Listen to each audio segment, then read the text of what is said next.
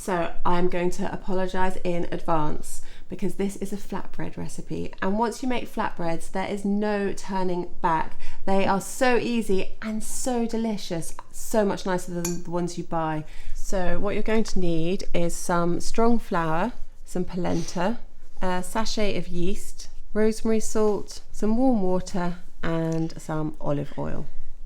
So I've got my bowl, my big bowl.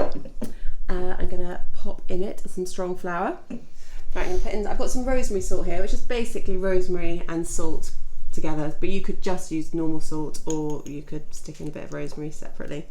And then this is some polenta.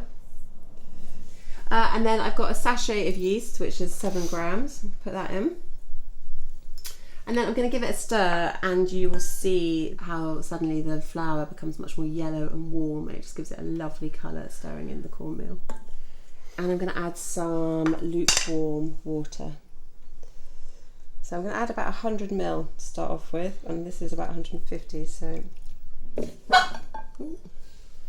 That's the dog. Not my stomach. I'm going to let her out, okay. Be back in a sec. But now I'm going to give it a bit of a knead. So it's all in one big ball now. Can I take that? So yeah, if you wouldn't mind taking that, I'm going to oil the surface. Literally just pour some oil. Give it a wipe. Right, I have been kneading this for over 5 minutes, so it's ready to be left now to prove. And I need to put it into an oiled bowl. Just put a little bit of oil in there.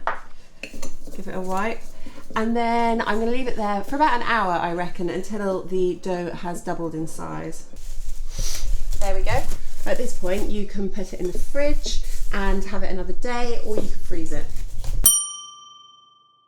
This is when it starts to feel a bit like a science experiment. The dough has been proving for about an hour, it's doubled in size, and you can see that the kind of gases that have come out of the bread have made the cling film rise. So I'm going to let We're not just going like that.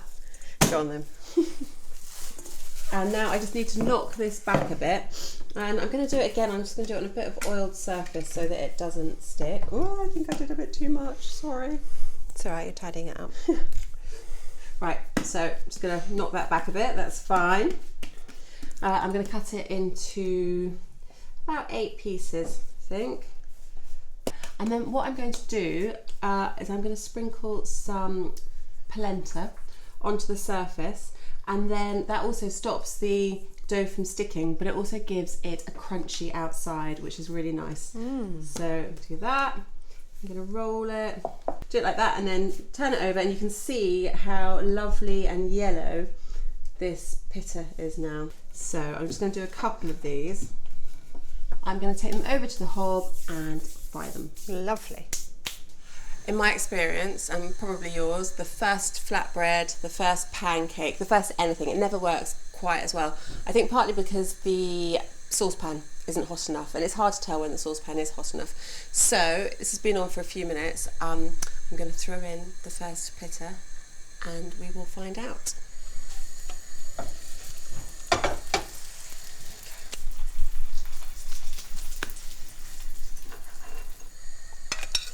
There we go. So here we are. Delicious. Want to try a bit?